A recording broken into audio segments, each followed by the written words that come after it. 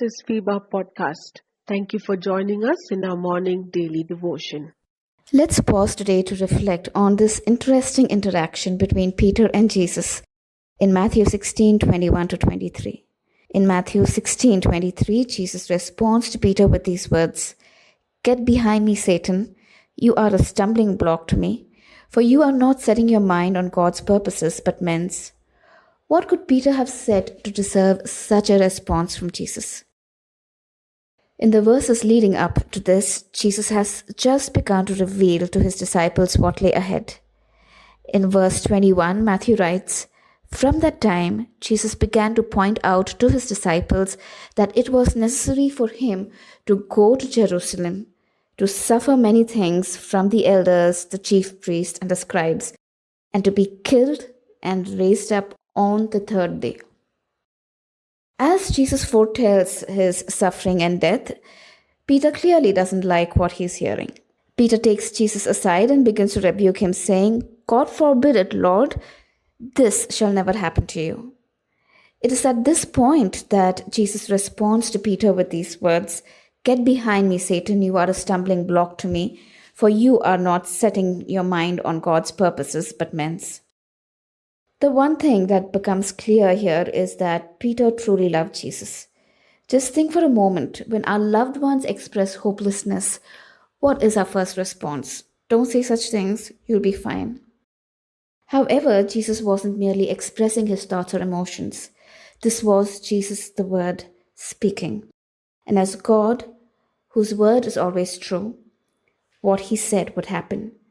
Jesus was foretelling a divine plan, his suffering, death, and resurrection for God's glory and for the people's good. And here was Peter responding to Jesus as in a very human to human interaction. What Peter missed was that he was in a conversation with Jesus, fully God, fully man. In that moment, Peter's words clashed with God's greater purpose. Jesus' rebuke, though it sounds harsh, was not a condemnation of Peter's love, but a reminder of how easily human thought can become a stumbling block to our grasping God's kingdom purpose and plans. Peter's mistake was aligning his perspective with human fears and desires rather than trusting in God's perfect will. The words of Jesus to Peter also reminds us that we can think we are in the presence of God and still have our purposes at heart. And our purposes may have the right intent, but at the end of the day, as God's children, we are called to be in complete alignment with God's purpose.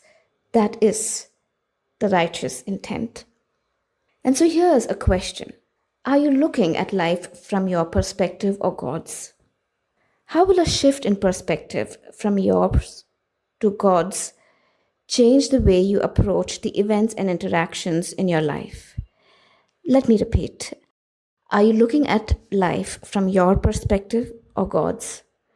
How will a shift in perspective from yours to God's change the way you approach the events and interactions in your life?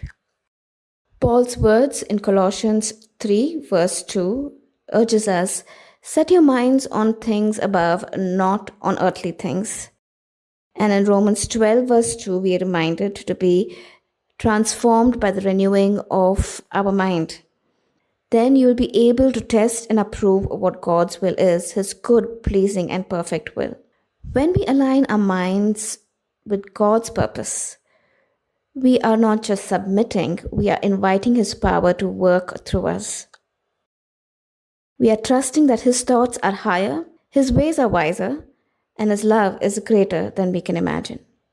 In Acts 2, we see a very transformed Peter. Why? This Peter has caught on to God's vision. When we allow God's Spirit to work within us, he aligns our will to God's. Peter's journey from misunderstanding to profound transformation shows us what God can do when we surrender our perspective to him. It's a call to trust, to realign, and to walk in step with his purposes, even when we don't fully understand them. As we reflect on this today, May we open our hearts to the Holy Spirit's guidance, asking Him to align our thoughts, desires, and actions with God's will. Let's not be a stumbling block to God's work, but instruments of His greater plan. Dear listener, we are here to stand with you in your time of need. We want to pray with you and for your prayer request. Do you need someone to talk to? We are here for you. Call us or send a message at +91 636 425 2164 +91 636 425 2164. God bless you.